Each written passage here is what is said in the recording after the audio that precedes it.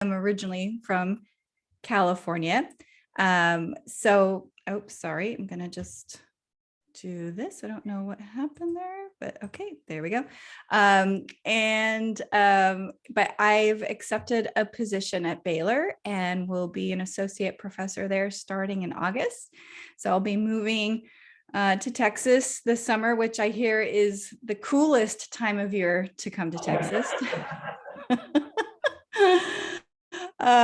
So you will have to give me some suggestions and advice on coming your way from the great state of California. So I thought what we would do today is to kind of give you a look at some artifacts that we consider historical anchors with ancient Israel. And so I do have a PowerPoint presentation, but I've used it in the past and I made it too long. So I'm going to skip some of the slides towards the beginning that really are kind of that are more like historical anchors with Canaan instead of before Canaan becomes Israel. And then we'll have some time for questions afterwards. And I believe I have an hour. Is that right? Yes. Yep. Hour. Okay, great. All right. So I'll keep an eye on the time. And if you have any questions, you can jot them down and we can get to them at the end there. But I'm going to go ahead and share my screen and hopefully you see what I see. Yes. Can you see? Yes, you're good. Okay, great. All right. So let me get to the slideshow. What I want to do, I think what I'm going to do first is, I'm sorry if I make you ill for just a second. I want to look at first, I think, so what I call this PowerPoint or this presentation is between text and artifact, important archaeological artifacts, and the Old Testament. And what I want to first do is talk about the definition of archaeology. And so, it's always good to start with definitions. That way we know where we're all starting from the same spot. So archaeology is the study of human history and prehistory through the excavation of sites and the analysis of artifacts and other remains. And what I like about archaeology is that it's history that you can see and touch. It's that physical history, and it really does inform us about the cultural context of ancient societies. And cultural context is really, who were these people? What did they do? How did they live? What was being a king like? What were battles like? So it's really the stuff that they did. And so within archaeology, a lot of this is defined, how we understand the archaeology is through material culture. And material culture is the physical evidence of a culture. It's the objects that they made, it's their architecture, it's the things that they made, going all the way from architecture to cooking pots, to clothes, to weapons, to tools. It's all the stuff, the physical stuff. And there's all sorts of different types of material culture remains. There's architecture, there's stratigraphy, which is the layers of a city. We have artifacts, which include domestic artifacts, cultic artifacts, meaning religious artifacts, skeletal remains, bio and zoo archaeological remains, which bio would be the organic material, so carbonized olive pits, for instance. Zoo archaeological remains would be the remains of animal bones. And then, of course, inscriptions. And that's really what we're going to spend our time on here today, is the bigger artifacts that have been found that serve as what we call historical anchors.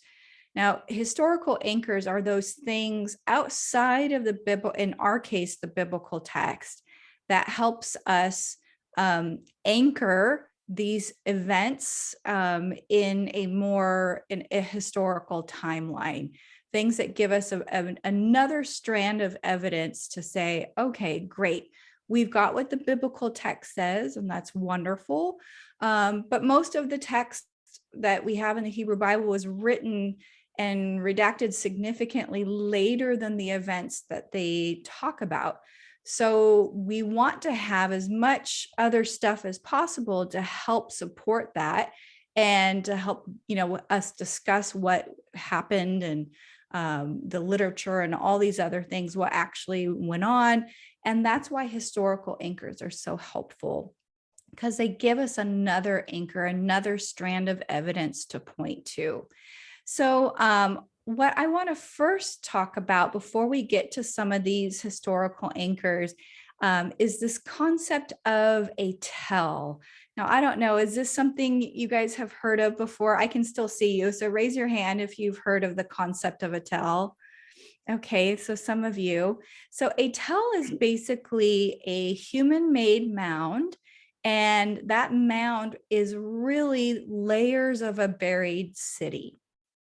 And so we excavate these tells in Israel, and we're basically starting from the top of the tell and going down, and we're basically going back in time. And so the layers of these buried cities is what we call stratigraphy. So strata being layers and the stratigraphy being the study of those layers. And so archaeology, is just as subject to interpretation as biblical studies is. It's not, black and white. There's lots of interpretation that goes on.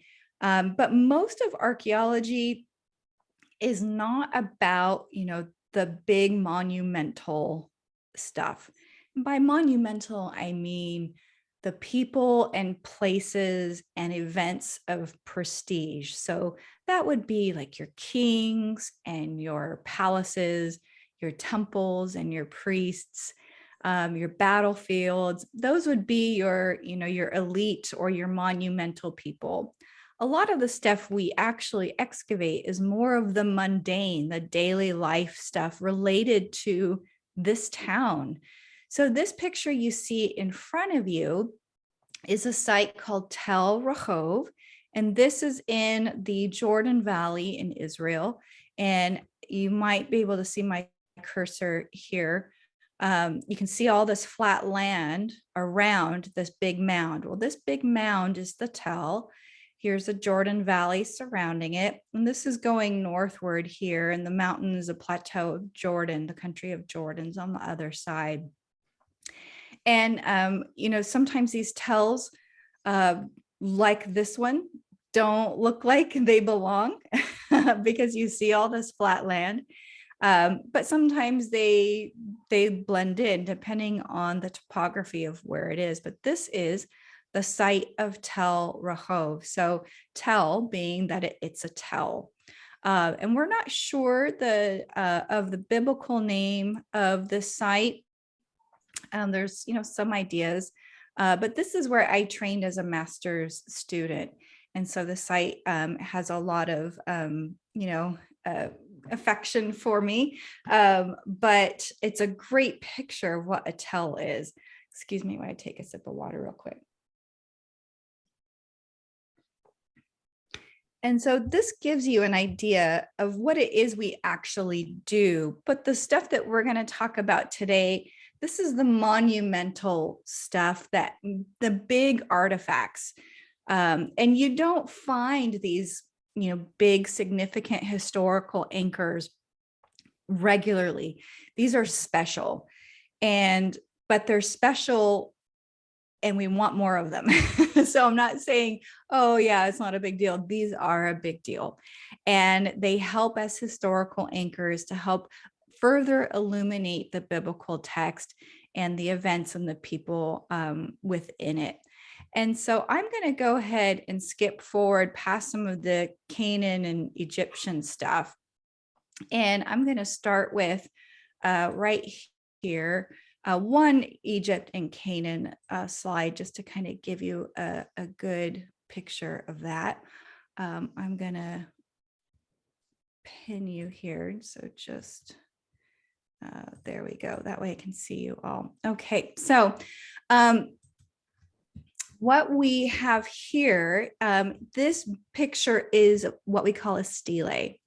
And excuse me, my allergies are acting up today. A stele is a victory monument. And this is something that kings and pharaohs would do to pat themselves on the back. You hardly ever find a stele that talks about how a king failed. So this is political spin in the early days.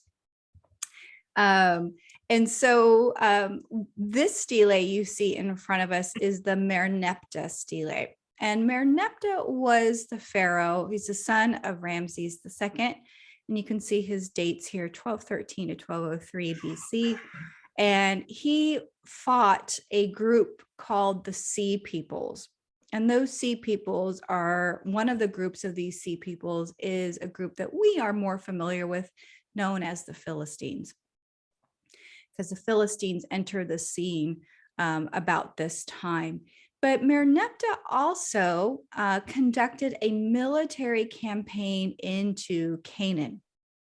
And this monument, the Merneptah stele, talks about his conquest of Philistine cities in Canaan. So the Philistine cities of Ashkelon and Gezer, a city called Yanoam.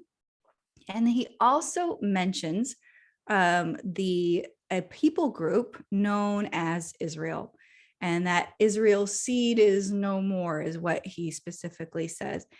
And of course, that's rhetoric, run amok, like we're used to seeing in political rhetoric. But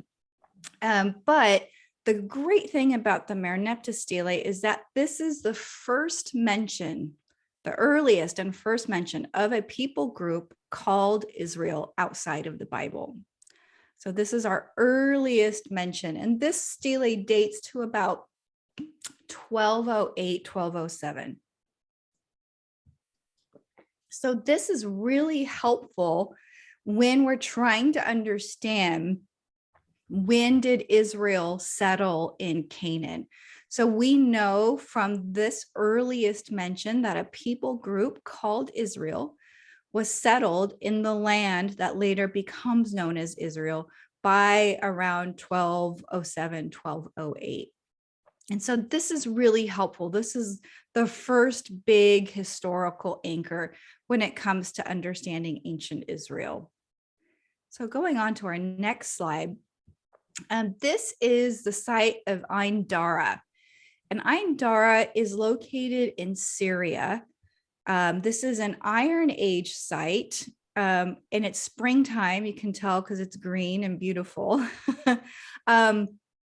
Unfortunately, this site was bombed during the latest war in Syria.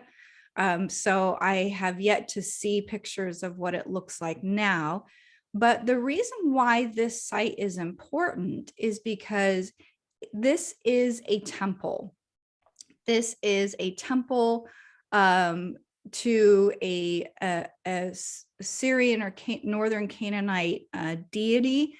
But what's interesting about this is that the structure of this temple, the floor plan of this temple, reflects a very popular floor plan known throughout the ancient Near East, including Israel. And it's a threefold structure where you've got, you enter the building and you're in one space. And then if you meet the qualifications, you get to go into the holy place. So the first space is a courtyard where sacrifices are conducted.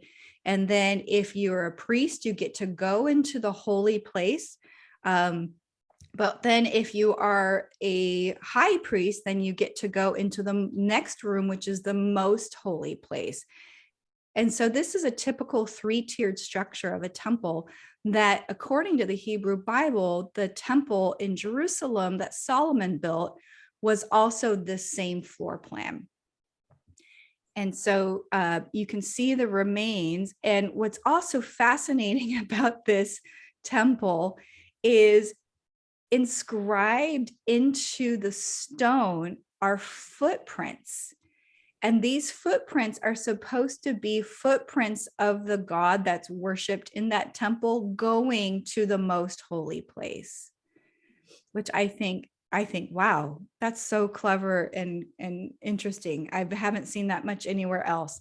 And then the picture to the right, this is the cherubim that are set to guard the entrance to the temple.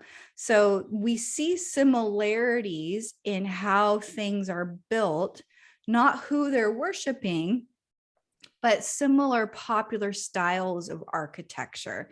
And so this is one of those historical anchors that gives us a good visual aid as to what the temple in Jerusalem might have looked like because of the similar style, how it's represented in the Hebrew Bible, how it talks about how it was built, that same floor plan, the same cherubim, not the footprints, of course, but still pretty cool otherwise. Now, regarding agriculture, it's important for us to remember that the ancient Israelites, like most people in the ancient Near East, we were farmers. They were what we call agro-pastoralists. They were farmers who had fields and orchards and vineyards, and they also had herds, mainly of sheep and goats. There's a site in Israel called Gezer. And this site is an important site for a number of reasons, but not only because of it's a big important site, but because of one of the artifacts that was found there. And this artifact is known as the Gezer calendar. I think it's probably more accurately described as an almanac. And this dates from the 10th century, so roughly the time of King David. And this calendar, it's not very big at all. And you can see on this picture here, it's written in Paleo Hebrew, so early Hebrew, and it describes a monthly or bi-monthly periods with their agricultural tasks. So you can see on the right a translation of this. 2 months of gathering, which has been interpreted to meaning what we would call September, October. So gathering or harvesting. This would be the harvesting of the late summer fruit. And then, so that would be things like, olives and pomegranates and things like that. 2 months of planting. So that would be November and December.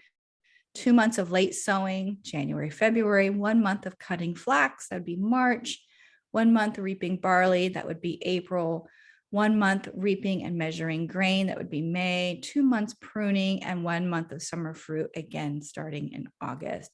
So this little calendar almanac is the only thing that we have that just focuses on agricultural practices.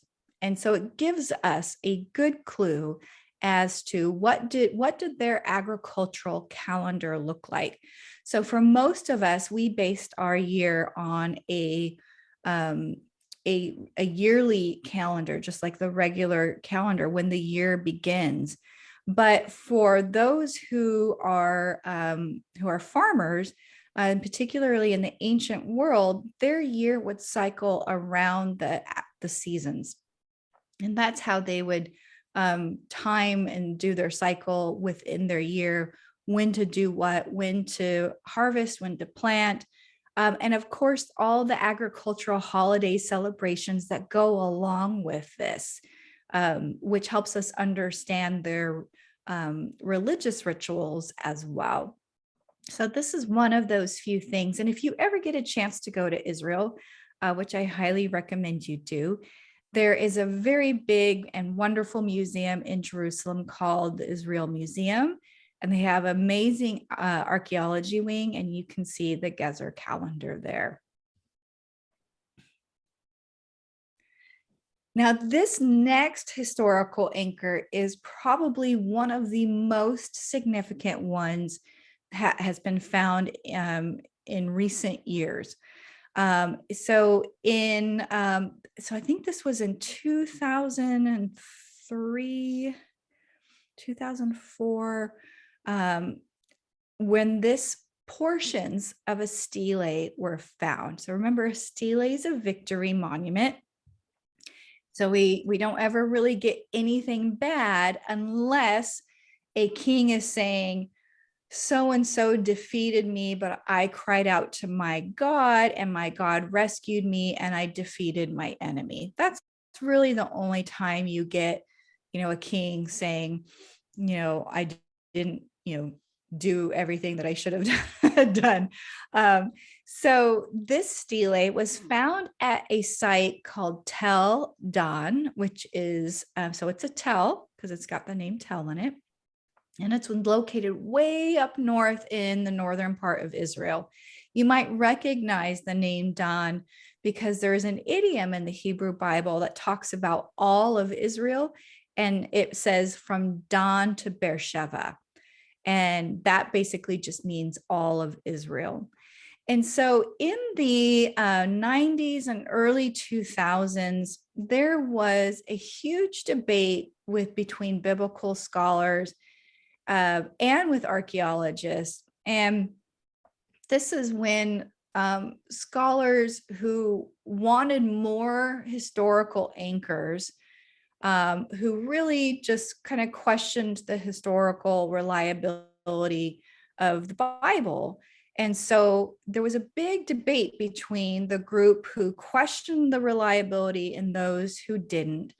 And it got nasty. I mean, if you think biblical scholars are just nerds sitting at their desks, they are, but they can also be a little snarky and a little too snarky at times. It's probably a good thing there wasn't much social media when this huge debate was going on. But the debate centered around the lack of historical anchors for King David primarily.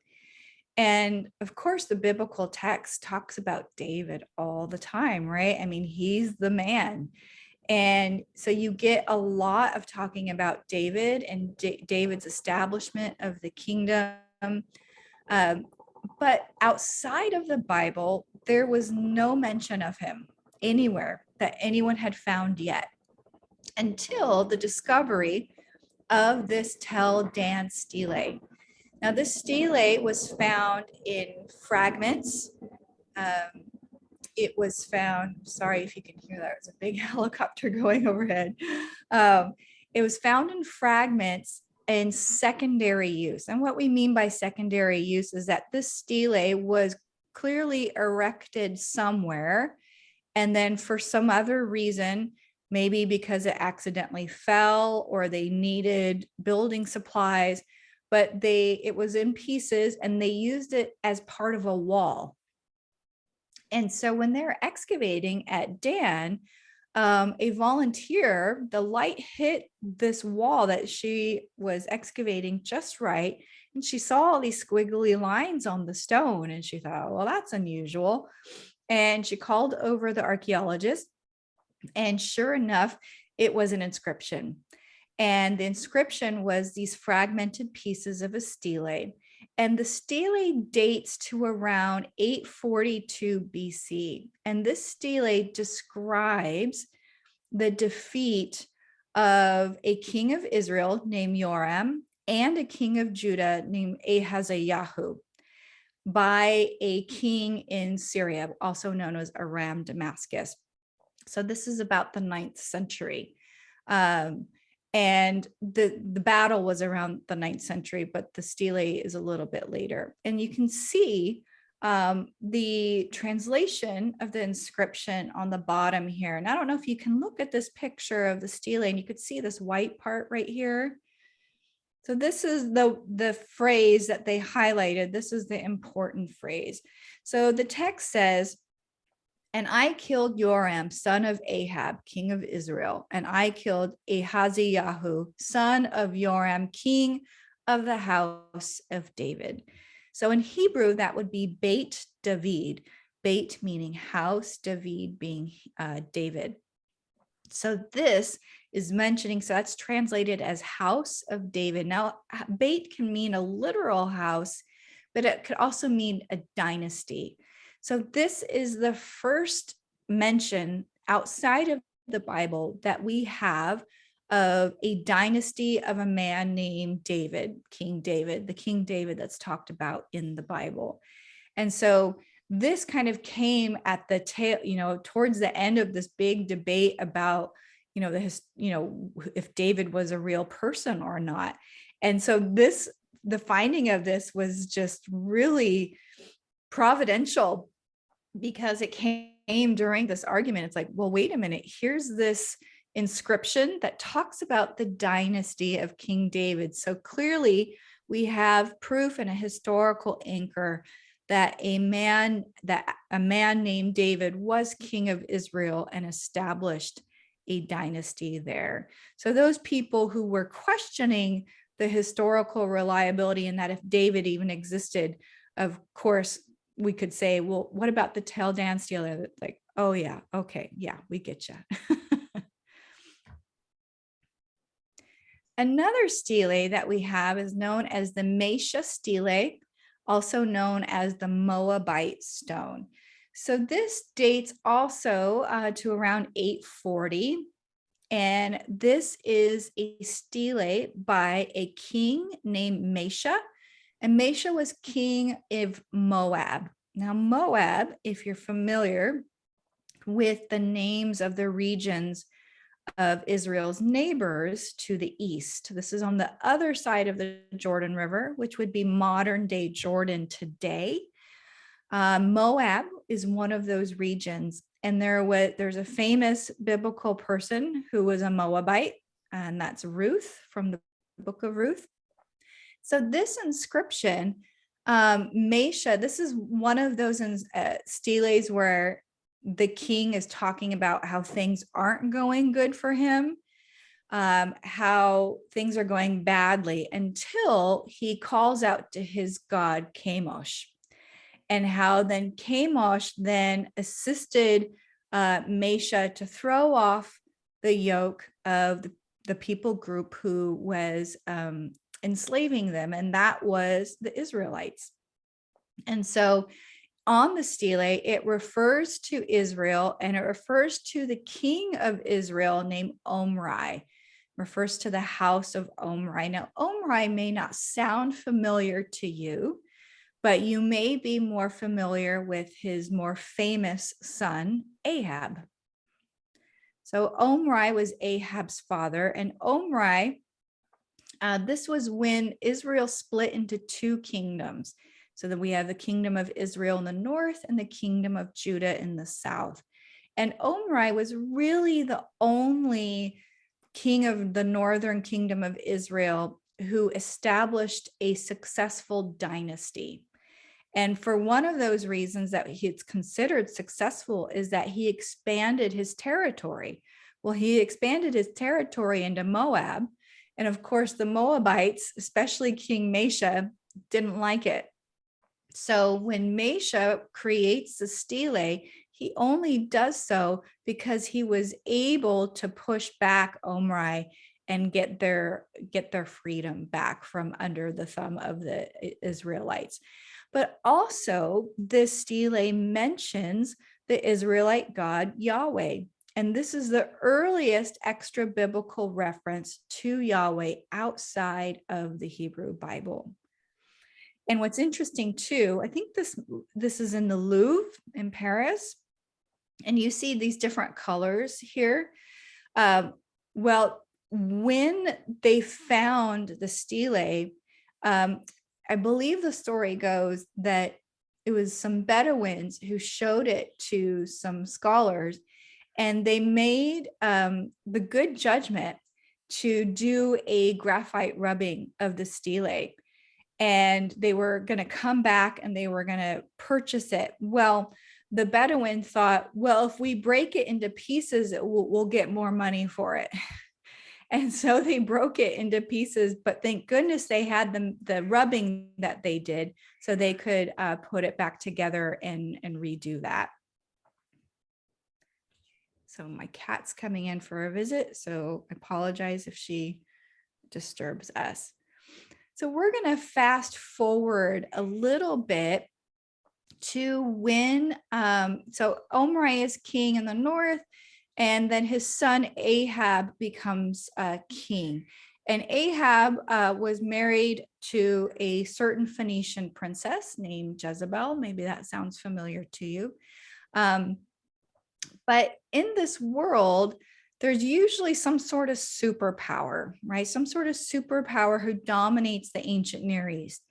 In the earlier Bronze Age, Egypt was, for the most part, that superpower. But when Israel became a kingdom and then split into two kingdoms, there was no superpower. Egypt kept trying, but they weren't able to, until the rise of a superpower in the east from Assyria. And the Assyrians were kind of making their way westward and starting to take over different kingdoms in the Near East. So a big kind of alliance between a lot of these kingdoms who were trying to stop the Assyrians from taking over. And they gathered together, and there's about 12 kings, and they fought against the Assyrians who were led by the Assyrian king Shalmonasser III. And the battle that ensued was called the Battle of Karkar. And this alliance was led by mostly by Damascus, but it also talks about a group who was part of the alliance, a large force led by King Ahab. And this monolith, or this stele, talks about this battle and about how Shalmonasser defeated the alliance. Here we have another historical anchor related to Shalmonasser. This is called the Black Obelisk of Shalmonasser, and this is located also in the British Museum. So if you get a chance to go there, it's free, and you can go to the Egypt and Assyria and Persian wing, and that's where some of these artifacts that we're going to talk about next are located. So Shalmonasser III is the king of Assyria, and Assyria is becoming the new superpower. And after the Battle of Karkar, Jehu becomes king, and he strikes an agreement or a treaty, or what the Bible often calls as a covenant, with the Assyrian king, saying, you let me exist, you let our people exist, and we will be loyal to you, and we will pay tribute to you. And so Shalmonasser did this all across the ancient Near East. He did it with Israel, and he did it with Judah, basically saying, you're going to become, kind of puppet states. I'll let you have some autonomy, but basically we're in control, and you're going to be loyal to us, and you're going to pay us tribute, usually in, non-perishable goods, but also, silver and gold and precious things like that. But any time that the puppet kingdoms saw a weakness, and of course,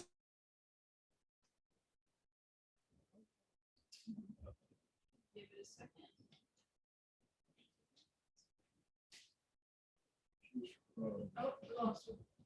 Don't learn their lesson. But this particular stele is really interesting because, as you can see in the picture, the top 2/3 of the stele are panels with pictures carved into it. And this stele is not just the carving on the front side of it, it's an obelisk, and it has the inscription and the pictures carved all the way around it. And each panel is dedicated to one of the people groups that Shalmonasser is receiving tribute from. Somebody who tried to rebel, but and they ended up thinking better of it. And so the panel for Israel is right here, the northern kingdom of Israel. It's the second from the top. And that's the same panel for Israel, all on all four sides. And so this stele describes how King Jehu, who's king of Israel, brought or sent his tribute around 841.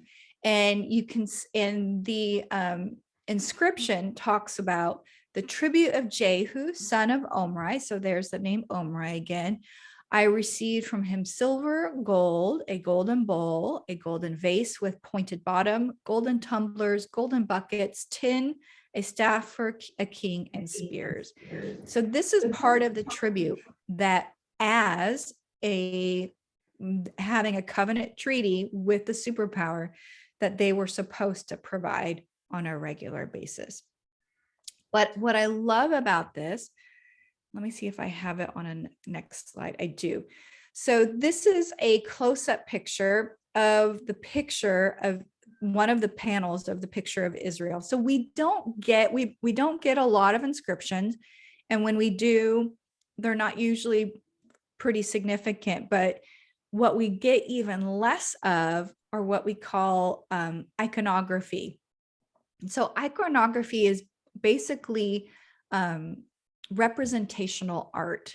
So whether it's paintings or frescoes or mosaic floors or little figurines or a relief like this. So a relief is something that's carved into the stone, and you can kind of see it popping out of the stone. And here you can see Shalmonasser standing here. He's got his drinking bowl in front of him, and then bowing before him is Jehu, King Jehu of Israel. This is, as far as to my knowledge, this is the only picture we have of an Israelite king, any kind of impression of an Israelite king. And I think that's pretty cool. So our next historical anchor also has to do with the superpower, the Assyrians.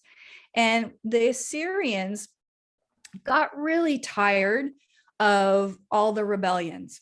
And so they finally came out to Israel, the northern kingdom of Israel and the southern kingdom of Judah. And they laid siege to the northern kingdom's capital, Samaria, and they destroyed it. And they took the elite people into exile.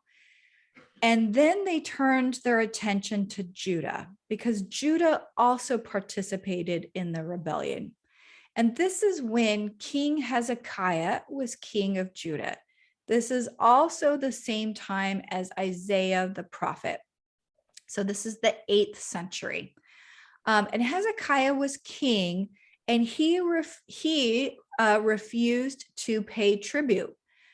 He refused to honor the contract covenant treaty that they had made with the Assyrians.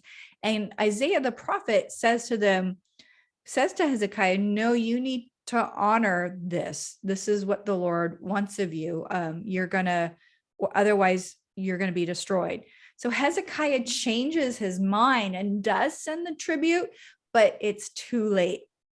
The new king of the Assyrian Empire, Sennacherib, is already on his way. And so in order to prepare for this attack, Hezekiah has a lot of things done throughout the kingdom of Judah. He has all these administrative cities that he has their city walls strengthened. He starts providing non-perishable goods, because what was going to happen was that the Assyrians were going to come to a city, encircle it, and the city would close its gate, and be locked inside. And the Assyrians would basically surround it and start attacking it.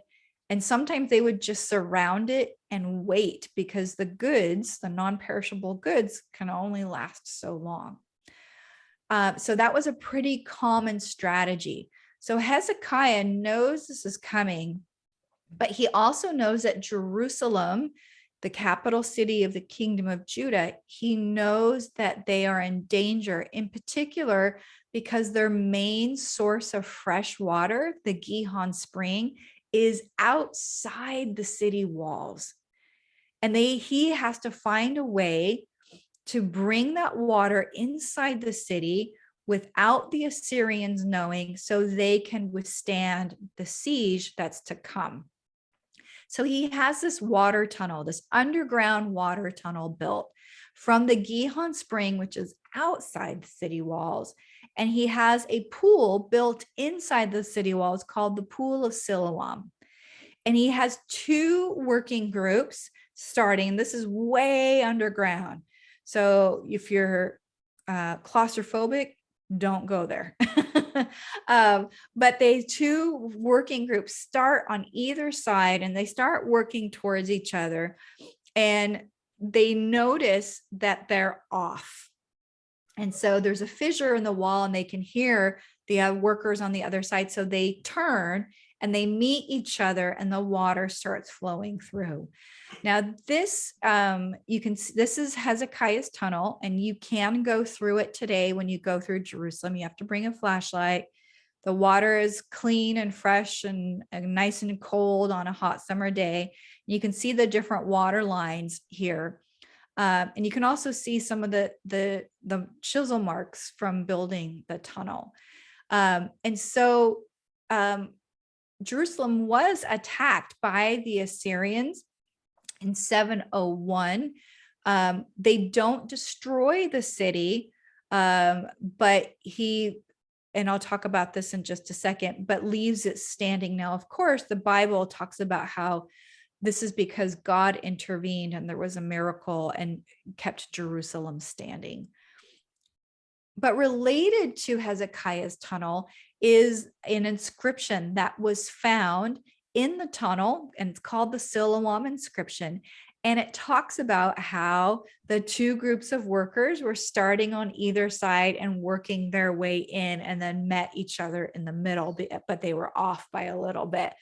And there's some brief descriptions of Hezekiah's tunnel in the Book of Kings, and then also the Book of Chronicles. But this inscription is pretty significant, and you can see it, a replica of it, in the Israel Museum. The original is in the Istanbul Museum, and they just announced a couple months ago that they were going to be giving that back to Israel. So I look forward to seeing the original here pretty soon. So a really significant historical anchor relating to events in the Hebrew Bible. Also related to the same series of events is an artifact called Sennacheribs Prism. So Sennacherib is the king of Assyria at this point, and he's the one that attacks Jerusalem. But he also talks about on this prism, or he has written, he doesn't do it himself. I mean, come on, he's king. So he has written on this prism his campaign, and he talks about how he campaigned and attacked 46 towns and villages in Judah. 46. And what the Assyrians were known for is they would attack a town or a city and they would set fire to it. So archaeologically, we can see that destruction very clearly when we're excavating a site that was destroyed by Sennacherib. But also in this prism, he talks about his attack on Jerusalem, and he mentions King Hezekiah. He says he shut King Hezekiah up like a bird in a cage. And this prism is also at the British Museum. So really significant. But as if that wasn't enough, Sennacherib, one of the main cities that he attacked besides Jerusalem was the second most important city in Judah. and that was a city named Lachish. Lachish was a big administrative city. It's one of the cities that Hezekiah sent dry goods to try to help refortify the city, because he knew that this was going to be one of the cities that Sennacherib would attack. And he did. And he laid siege to it, and he conquered the city. And he then took the elite of the city. He took some of them into exile. He took them as prisoners of war to Assyria. And then what he had built in his palace in Nineveh. So he has this room in his palace in Nineveh where he had a relief made. So a stone relief, again, the pictures carved into the stone that kind of pop out. And he had these big panels of stone reliefs created that showed the story from beginning to end, the attack of Lachish. And this is just one zoomed in picture of one part of the panel. And you can see here, you can see some grapevines up here. This is after the attack is over and the people who they're taking away as prisoners of war are being taken. You can see an Assyrian soldier here. You can see a man carrying something here. You can see a cart with a woman. She's got a baby on her lap. There's another woman with a child on her lap, another child. You can see the ox. And if you notice the ox, they put that you could see its rib cage, because they were basically being starved out as they were besieged upon. Another man, another woman down here, another man, an Assyrian soldier taking men as prisoners. You can see them with their hands up. And then, not so nicely, you can see some Assyrian soldiers here not being very kind to this man down here. They're basically, punishing him in a very brutal and gruesome way. And so this tells that story of the Lachish attack, the attack that's talked about just briefly in the book of Kings, but we get a much bigger picture, literal picture of it here, but of course from the Assyrian perspective. Now this also, I'm going to repeat myself, this is also at the British Museum, so you can see that there for yourself if you would like. And I'm keeping an eye on the time here. Okay. The next superpower after the Assyrians was the Babylonians. For some reason, the Assyrians, they did not destroy the kingdom of Judah the way they destroyed the kingdom of Israel. They let them remain as a puppet kingdom. And so when the Assyrian superpower declined, the Babylonian superpower started to rise. And they did the same thing where they wanted to be a superpower, an empire. So they started going westward and conquering all these little kingdoms and making them puppet kingdoms in their empire. And again, just like with the Assyrians, they had to make a vow, a covenant, a treaty, saying that they would be loyal and that they would send tribute. Well, you can imagine that didn't go so well either. We have some historical anchors from this time period. There's a set of tablets called the Babylonian Chronicles, and these are little cuneiform tablets that summarize the reigns of the Babylonian rulers in the late 7th and 6th centuries. The most relevant tablet deals with the reign of Nebuchadnezzar. And Nebuchadnezzar was the main Babylonian king who really, the Babylonian Empire was at its peak during his reign. And he is the one that established a covenant treaty with the kingdom of Judah. And Judah, of course, says, yes, we want to we want to, we'll do this because we want to exist. We don't want to be squashed like Israel was. But just like the northern kingdom of Israel, and just like Judah had done before with the Assyrians, the first chance they get to rebel, they do. And this is when Nebuchadnezzar is king. And he gives them a warning, though. In 597, he comes out to Jerusalem and he attacks it, but he leaves it standing, and he takes some of the elite into exile. One of those exiled members was a priest named Ezekiel. So that's the book Ezekiel. That's that same priest turned prophet. This is also the same time period as Jeremiah, the prophet. So Ezekiel's taken into exile in 597 to Babylon, while Jeremiah is left behind. And so one of these tablets talks about Nebuchadnezzar attacking Jerusalem. And here you can see the quote down on the bottom. He, meaning Nebuchadnezzar, encamped against the city of Judah, meaning Jerusalem. And on the second day of Adar, he seized the city and seized the king. He appointed a king of his own pleasure over it, the city. He took, that part's broken, tribute, and conveyed it to Babylon. So this is when Nebuchadnezzar also took the king at the time and put on his stead a puppet king. And you can read also about that in the book of Kings as well. I'm trying to just see what's most important for us next. Well, let me jump forward if you don't mind, because I'm keeping an eye on the time. We're going to jump forward. Well, first, let me tell you, Babylon Attack comes back, 10 years later and attacks Jerusalem. They didn't learn their lesson and takes the elite into exile and destroys the kingdom of Judah, and they are no more. And that's when you have some of the people of Jerusalem taken into exile and some that were left behind. But what I want to jump to is the new superpower after the Babylonians. So you're getting all these superpowers straight. The next one is the Persians.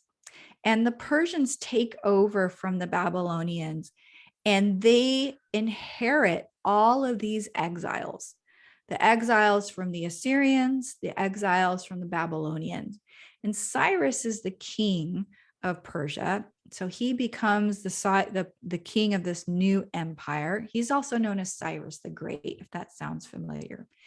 And he encouraged all of those people who were taken into exile by the Assyrians and Babylonians to return home.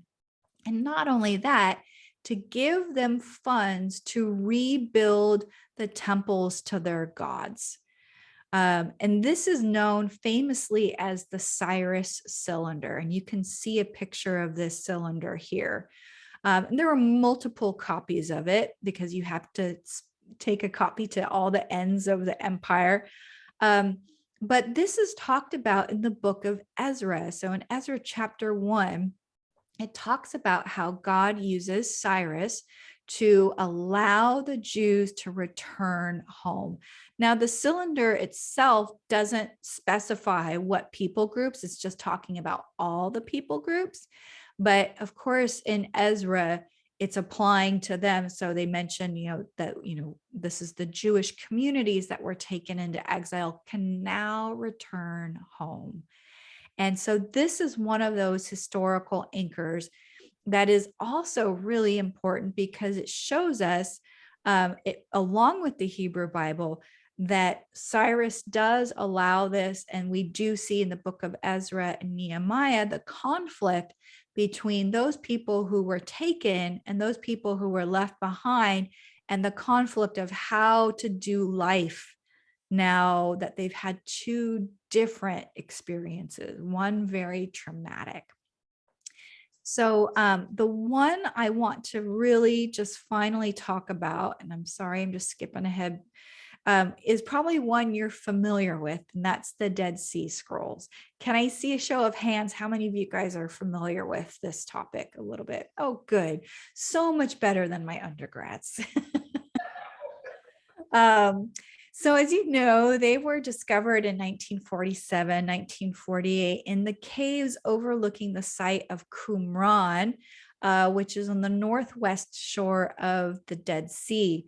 And there was 11, once they found the fragments of these scrolls, really some Bedouins found it, and there's a whole tale about that. That they started excavating at the site of Qumran, and they started exploring the caves surrounding Qumran, one of which was the original cave where the original scrolls were found. And there was 11 caves, and these 11 caves held 900 different scrolls. But most of these are fragments of scrolls. So you can see from this picture, you can see all those little tiny pieces. Those are the fragments. We do have some scrolls, but most of them are in fragments.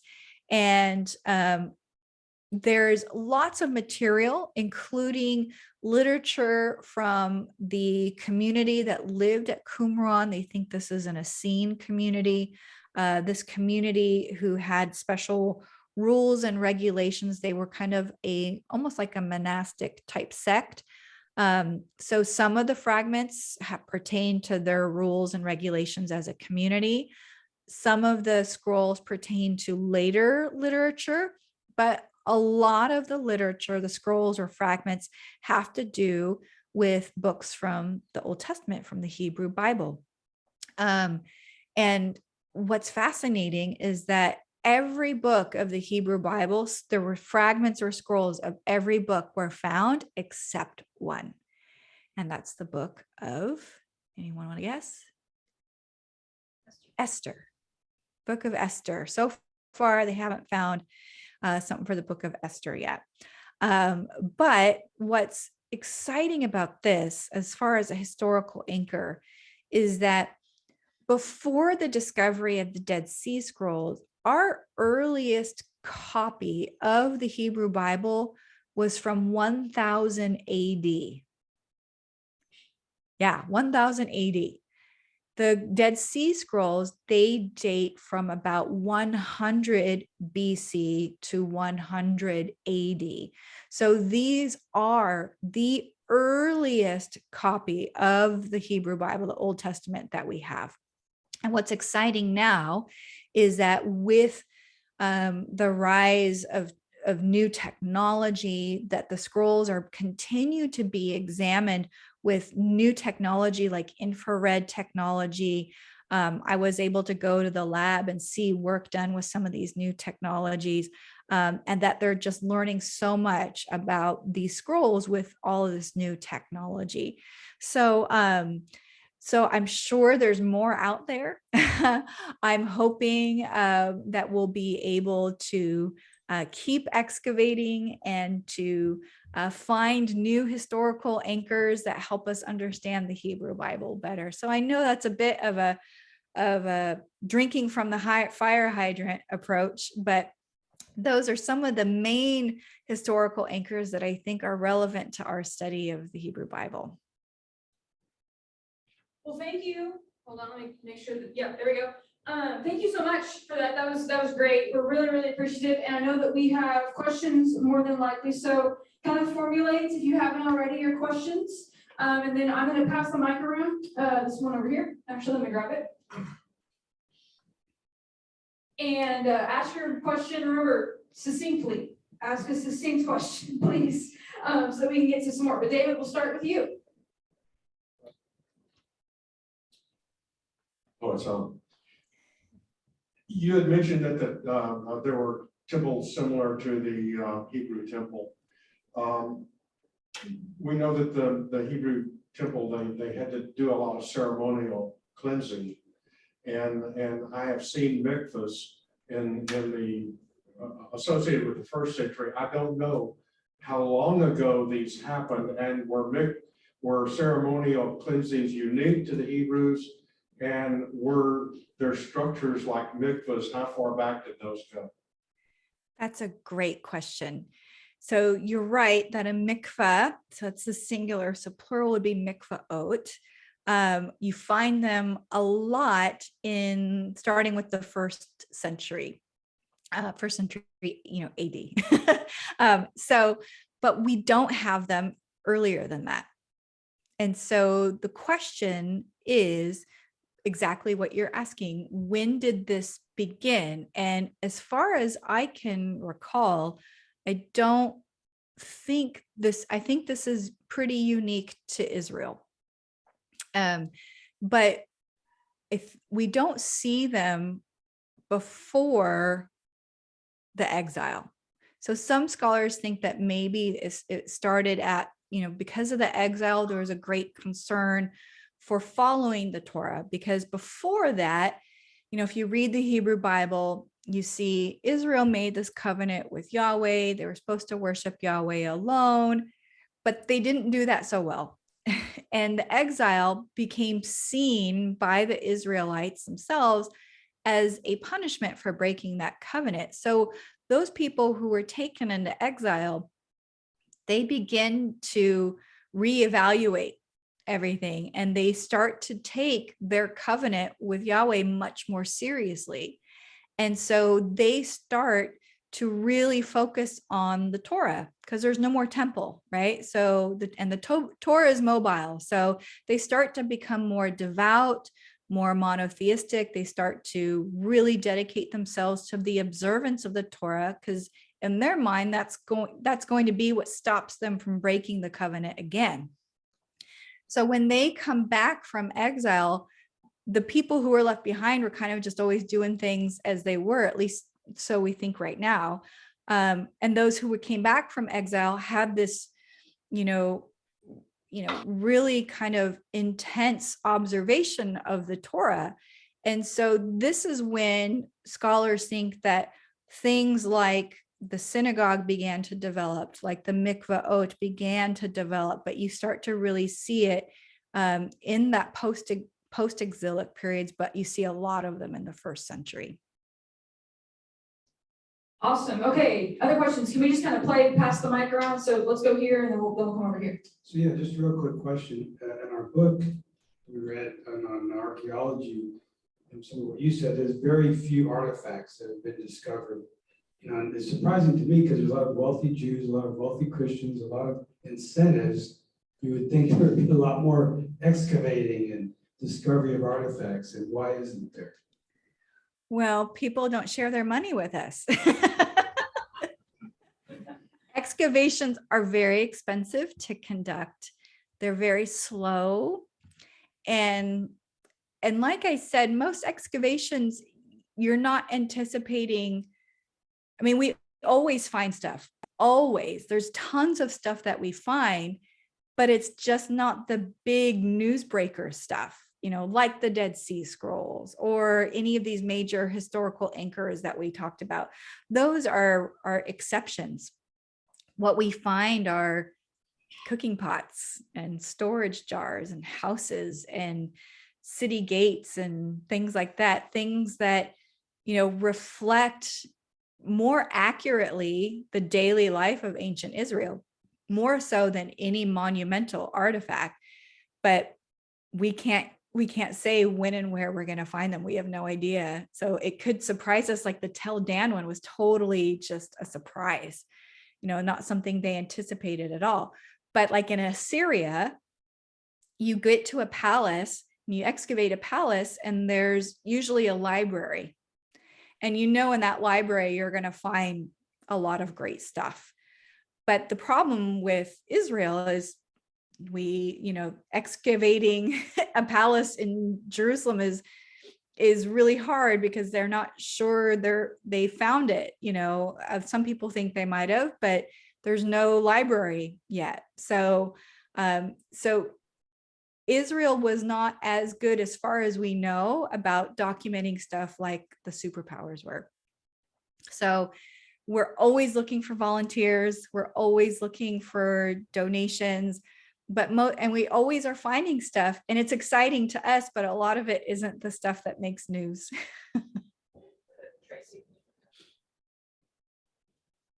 The shape of a lot of the things that you showed us were cylindrical, or you showed us the cylinder, you showed us the prism, and there were inscriptions all the way around. Was that purposeful for printing? Was that so they would roll it out and print it? Like, that seems logical to me, but is that why it was made in that shape? That's a good question. Most steles are just like monoliths, like flat stones. And that would be easy to carve, your inscriptions on. The cylinder, I think, would be difficult. But as far as I know, there's not too many things shaped like the cylinder. Yeah, I think most of them would be, you have clay tablets, and usually the tablets are really small, but they're flat surfaced. And then of course the steles are big and usually flat surfaced as well. I think, let's get the mic over to Jim there, and then we'll go back up top. You referenced the Mesha Stele as the first place the tetragram YHWH appeared. Did I get that right? Yes. Okay, so my question is there any evidence that anybody thought that there was somebody or something described as YHWH who was behind any of these political events, overrunning kingdoms and protection and things like that? I'm having a hard time hearing that question. Can you maybe speak up a little bit louder or use the microphone a little bit more? My question is there any evidence from anywhere that somebody or something referred to as YHWH was a causal factor in how kingdoms rose and fell? Oh, okay. Thank you for repeating yourself. I appreciate that. Not that I'm aware of. Yeah. Easy answer there. Let's pass the mic kind of towards the back of the aisle there. I've got a real basic question. How do you figure out what all these things say? How are they translated? Yeah, well, there are people who are much smarter than I am, who specialize in languages, or philologists, really, not linguistics, but people who specialize in some of these ancient languages, people who study, the different Assyrian languages like Akkadian, and that's what they do. That's what they study. And so a friend of mine is one of these specialists, and he knows all the, the early Hebrew, Canaanite script, Phoenician script, he knows it all. And he can get this is so cool. He can look at an inscription and tell you the date of the inscription by how the characters of the letters are written. So how, well, we could kind of do that with, if somebody gave you, a piece of paper and it had the same, it had three different things written on it from three different time periods. You could say, oh, the Elizabethan English came first, and then the text speak is last, right? But he can look at that with all these different ancient languages and tell you they're not only what it says, but the date of the inscription based on just how they write the characters. These people got to go to school. We all go to school for a really long time, but these people. People going to school also want your money. So just saying, throwing that out there. For those of us who are in school or headed back to school, they also want your money. Other questions? Tom. The stele monuments, who would have been the audience for those? Yeah, that's a good question, because most people didn't know how to read and write. So you're wondering, okay, if you're doing this big stele, who are you expecting to read it? And in fact, probably the kings, couldn't really read it well either. This is the class of the scribes who were the most educated people. So I would imagine these things would have been connected with the palace, maybe their libraries as well. But they also are viewed as a way of honoring the gods who helped them do whatever it is they're talking about. Who else? Got more questions? Okay, let's play pass the mic back down to the front. Teamwork makes the dream work. You could actually ask this. There we go. It's coming. You can be bold. You can ask yourself. You're good. Just real quick, where are the Dead Sea Scrolls now? Oh, majority of them are in Israel. There are some in private collections. That's a whole nother issue.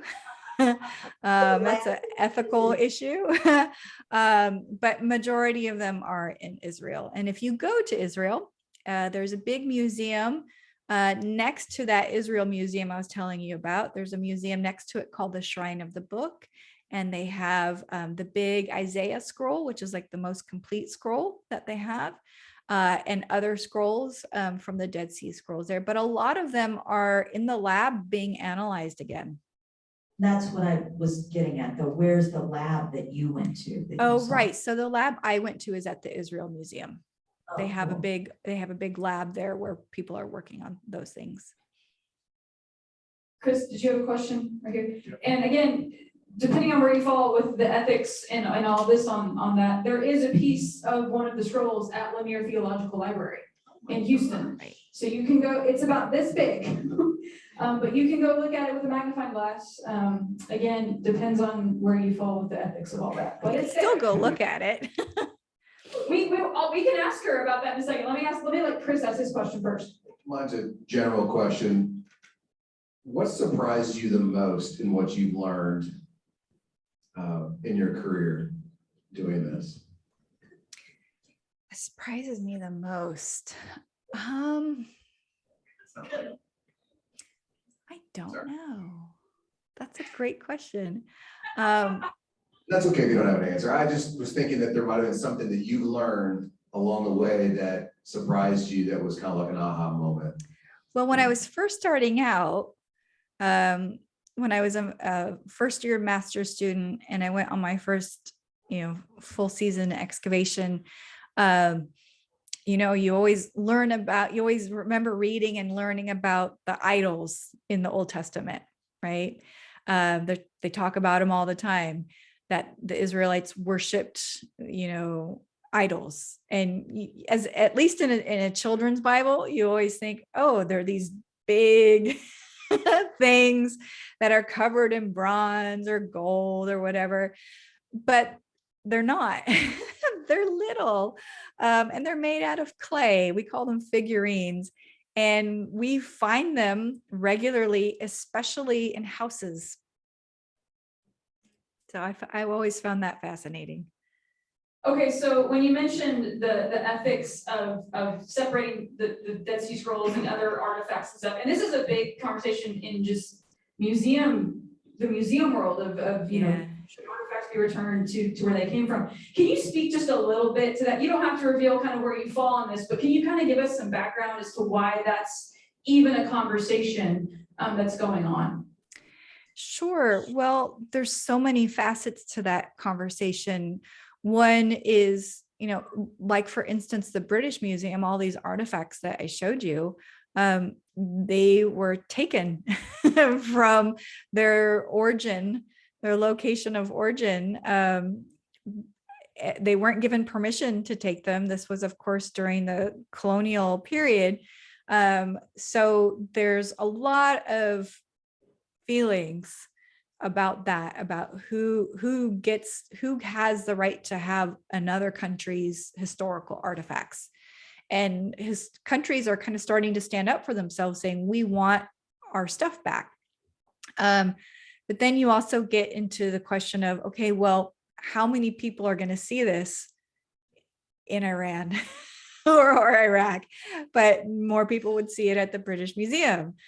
So there's that question. The other question, and this is probably this is a really big one too is the question of provenance. So not only, you know, where it was found and its chain of ownership, but also how it was found. Unfortunately, a lot of these artifacts, not so much the Dead Sea Scrolls, but a lot of artifacts are looted, they're robbed, and they're not excavated properly. They're robbers who come in at night, who try to go, you know, around the security, and they're not excavating, they're just, you know, grave robbing. And the thing that happens with that is that what we say about archaeology is a science of destruction, we call it. So if we're finding something, you are finding it in its context, its situation in life. And it's been in that situation for thousands of years, right? It's been in that dirt for thousands of years. And when we excavate, one reason it takes so long is because we have methods that we understand that once we take that cooking pot, let's say it's a cooking pot, once we take that cooking pot out of the ground, we lose its context. We lose any information we can learn about that cooking pot and its situation in life.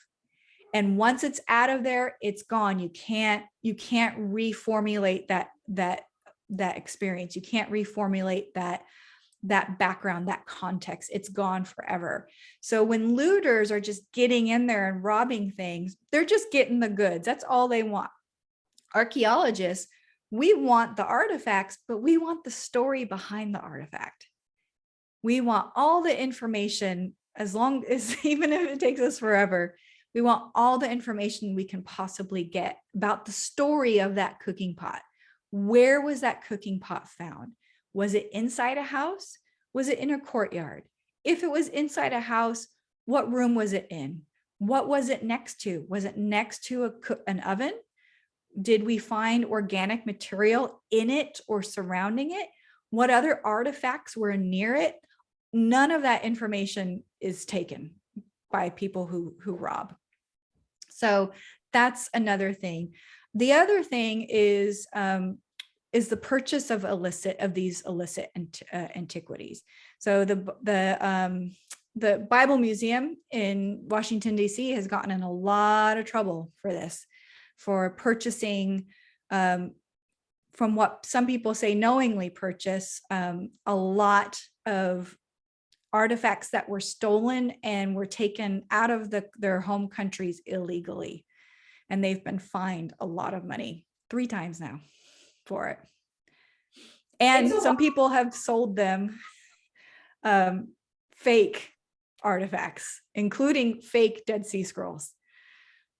Yeah, it's we all like to think like, oh, it's just so beautiful. They found something in the ground, and it's like, no, it's a whole like just messy world. It is a messy world. Question. So this textbook we're reading makes the point that even the most pristine finds, you're only getting pieces and you're always getting an incomplete picture. Yeah. Which textbook are you using? We're using a survey of the Old Testament by Hill and Walton. They have a chapter on archaeology. It's mostly just, survey of Old Testament, but they also have just a singular chapter on archaeology. Yeah, Walton. Sorry, David, but go ahead. Yeah. So even in the best finds, the point that they make is it's always incomplete pictures. So my question tied to that is, does that get discouraging? No, I don't think so. Maybe I'm just because I think of it more as a half glass full type thing. The way I look at it when I'm excavating is, and I say this to all the groups that I speak to and to my students, and I mean it, since every time I excavate, I fully feel this and mean it, is that I'm the first person to see and touch something that hasn't been touched in thousands of years. And I'm the first person to uncover it. And if we hadn't been there doing this, then that would have remained in the ground, for who knows how long. And so when even if it's just like I wonder if I have a handle right here. Now, let me explain this to you. So on our digs, we collect all the pottery and we read it and we say, okay, this is from this time period, that's from that time period. And sometimes we have pottery that we can't keep because its context was contaminated in some way. And so we then have a pile of broken pieces of pottery, because most of the stuff we find is broken. And if we find like a storage jar that's broken, and we see all the pieces there, we can put it back together again, but sometimes we can't. And so we create this pile of broken pottery that the volunteers and the state of Israel lets us do this. We can take some of those pieces, and the volunteers love doing it because they can bring home a shard and give it as a gift. And they're students, so it doesn't cost them anything. But so one of the things that I have here is a little handle. I don't know if you could see that very well. This is a little handle from a little jug. Actually, it should be like that. And if we find handles, one of the things I love to do is I love to put my fingers here, because I can feel the impression of the thumb of the potter right here. I can feel it right now. I can feel it. And to me, this is like, I'm putting my thumb where their thumb was 2,000-3,000 years ago. And to me, that's just remarkable. It's just really profound. And I don't get discouraged. I just think of, all the stuff that we are finding, and that maybe future generations will find more, and we'll have better technology and better tools and to be able to keep doing what we're doing. And that, it's a big, puzzle. Well, I want to honor everyone's time. So just let us say thank you so much, Dr. Shafer-Elliott. Thank you. Oh, your sound. And to have your just wisdom, and you share kind of about what you get to do. And we look forward to welcoming you to Texas in a short time now. Thanks so much. I appreciate your guys' time. Thank you. I'm going to end the meeting. So we'll say goodbye for now, but thank you so much. And we're just really grateful for you. All right. Thanks, everybody.